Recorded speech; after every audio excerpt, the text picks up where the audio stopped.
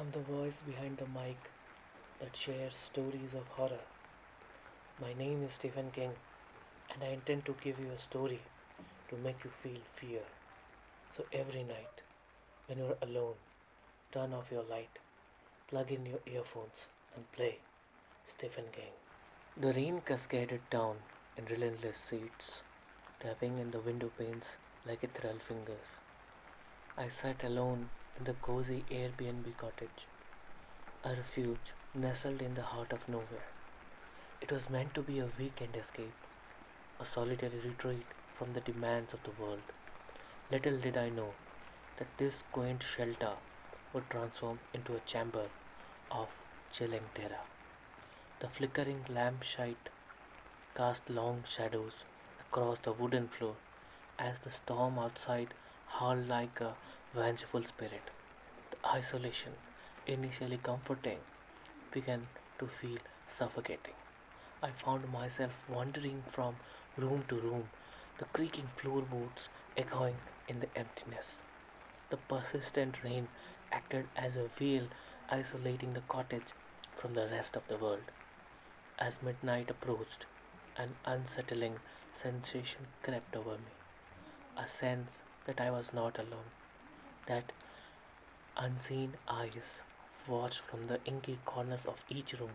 I dismissed it was where my imagination, a byproduct of isolation and the haunting melody of raindrops against the roof. However, as the night wore on, the atmosphere thickened. A subtle shift in the air made my skin prickle with unease. The antique clock in the hallway struck 12, its chime sending shivers down my spine. And then it began. A series of whispers, soft and insidious, slithered down the cottage. At first, I convinced myself they were products of the wind's playful dance with the trees.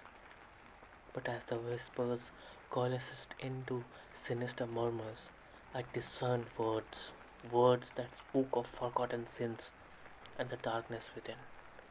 My heartbeat quickened as I ventured into the kitchen, the source of the unsettling symphony. The air felt charged with an otherworldly energy, and the shadows seemed to writhe in delight. It was then that I saw her, a spectral figure drenched in the rain, her hollow eyes fixated on me. Frozen in terror, I could only watch as she mouthed words I dared not comprehend. The whispers grew louder, a cacophony of despair and malevolence. The lights flickered and the walls seemed to close in. The cottage, once a sanctuary, now cradled me in the clutches of a spectral nightmare. As I stumbled backward, the apparition advanced. Panic seized me, and I fled from room to room, pursued by an unseen force. The storm outside mirrored the tempest within. It was a dance of horror, a macabre performance orchestrated by the ghostly presence that clung to the air like a gauze. The spectral figure's presence seemed to permeate every corner of the cottage, and as I sought refuge in the bedroom, the room itself seemed to pulse with a malevolent energy. The bed, once inviting, now felt like a cold slab awaiting a sacrificial offering.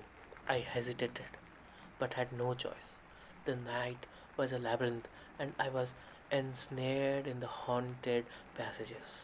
In the bedroom, the whispers reached a fever pitch. The rain intensified, drumming against the window like a thousand spectral hands. I caught glimpses of shadows flickering on the walls, distorted figures that seemed to writhe and twist in unnatural contortions. As I dared to glance back, the spectral figure had materialized in the doorway, her presence casting a shadow that stretched unnaturally across the floor. The room felt smaller, claustrophobic, as if there were the walls were closing in.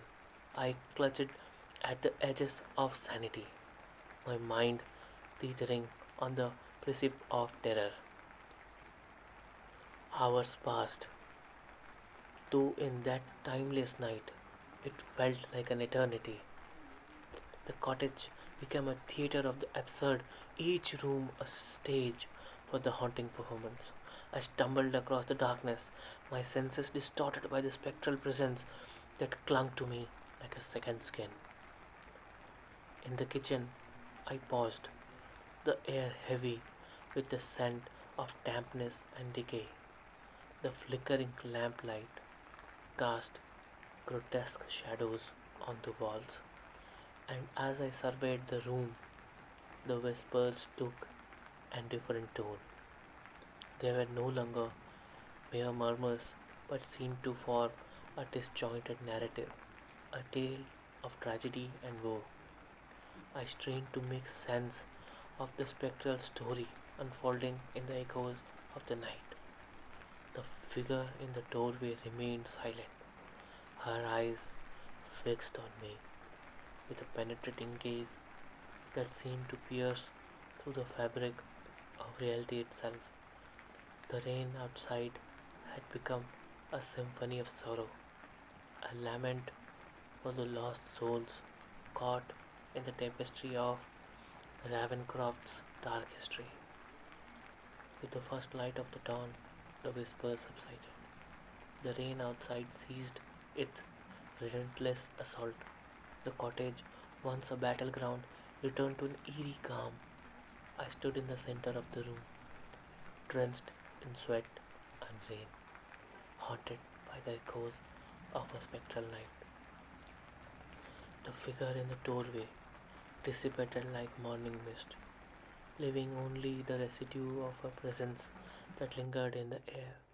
I stumbled outside into the cool morning air, feeling the weight of the night gradually lift. The world beyond the cottage seemed unchanged, oblivious to the horrors that had unfolded within. As I departed from quaint AirBnb, I carried with me the haunting memory of a rainy night. A night when the solitude I sought birthed a spectral symphony that echoed in the chambers of my mind. The isolation, initially a refuge, had become a crucible of terror, and the cottage, once a sanctuary, now stood as a silent witness to the ephemeral dance between the living and the spectral.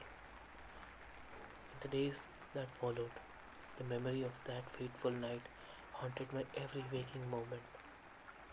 The whispers lingered in the corners of my mind, and the rain, once a soothing sound, now evoked memories of a spectral downpour that threatened to drown my soul.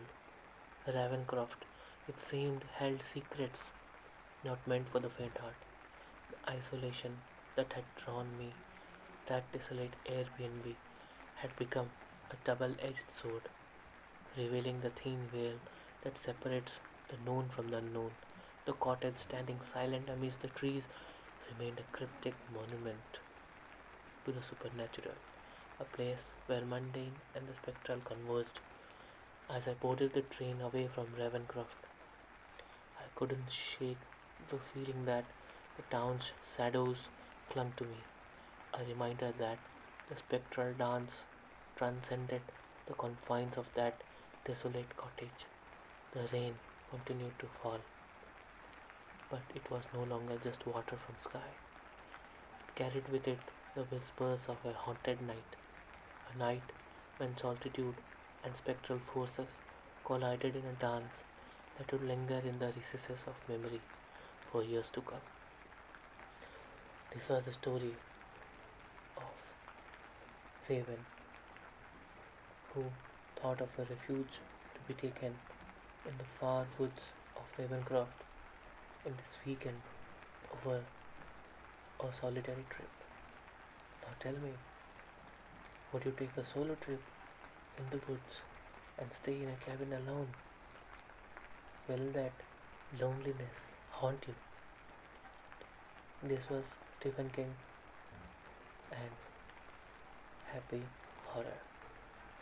Good night.